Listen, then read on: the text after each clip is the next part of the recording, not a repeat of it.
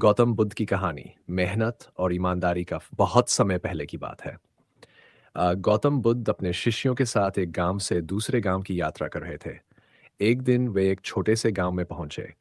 वहां के लोग बहुत साधारण जीवन जीते थे, लेकिन उनमें से अधिकांश लोग आलसी थे और दूसरों से सहायता पाने की आशा रखते थे। जब बुद्ध गांव में पहुंचे तो गांव के प्रमुख ने उनका स्वागत किया और कहा, भगवन भगवन, हमारे गांव के लोग बहुत दरिद्र हैं। कृपया हमें आशीर्वाद दें कि हमारी गरीबी दूर हो जाए और हमें बिना मेहनत के सुख सुविधाएं मिलें। बुद्ध मुस्कुराए और बोले, मैं तुम्हें एक ऐसी कहानी सुनाता हूं जो तुम्हारे प्रश्न का उत्तर देगी।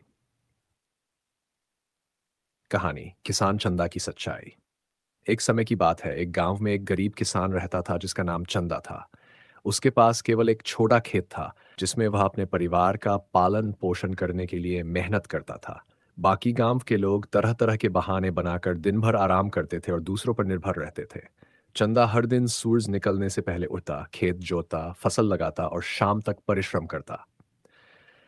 गांव के लोग चंदा का मजाक उड़ाते, कहते, इतनी मेहनत करके भी तू गरीब ही रहेगा, थोड़ा आराम कर ले जैसे हम करते हैं।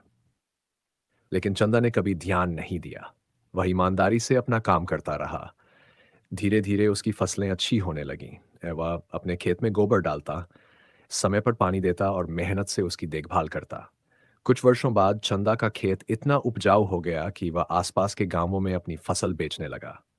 उसकी आमदनी बढ़ने लगी और उसने एक बैलगाड़ी खरीदी। वह दूसरों की मदद करने लगा, लेकिन किसी पर निर्भर नहीं हुआ। एक दिन राजा गांव में आया और देखा कि केवल चंदा का ही घर अच्छा बना हुआ है। बाकी लोग उसी हालत में हैं। राजा ने पूछा, ऐसा क्यों है कि पूरे गांव में केवल एक ही व्यक्ति समृद्ध है? गांव वालों ने उत्तर दिया, महाराज, चंदा हमसे अलग है। वह दिन रात मेहनत करता है और कभी किसी से कुछ मांगता नहीं। राजा बहुत प्रभावित हुआ और चंदा को अपने दरबार में सलाहकार बना लिया। उसने चंदा से कहा, तुम्हारे जैसे मेहनती और ईमानदार व्यक्ति ही सच्चे नेता होते हैं। गौतम बुद्ध की सीख। इतनी बात कहकर बुद्ध ने गांव वालों की ओर देखा और कहा, मेहनत और ईमानदारी का फल देर से सही, पर मिलता अवश्य है। चंदा ने किसी पर निर्भर नहीं होकर अपने जीवन को स्वयं संवारा। यदि तुम सभी भी उसी तरह मेहनत और ईमानदारी से काम करोगे तो तुम्हारा जीवन भी बदल जाएगा। गांव के लोगों को अपनी गलती का एहसास हुआ। उन्होंने बुद्ध से क्षमा मांगी और संकल्प लिया कि वे अब आलस्य छोड़कर मेहनत करेंगे। बुद्ध मुस्कुराए और बोले, सच्चा सुख बाहरी चीजों में नहीं, बल्कि अपने परिश्रम से अर्जित आत्म संतोष में है। सीख ये कहानी हमें सिखाती है कि मेहनत और ईमानदारी से बढ़कर कोई पूंजी नहीं होती। जो व्यक्ति अपने जीवन को खुद संवारने की कोशिश करता है वह अंततः सफल होता है।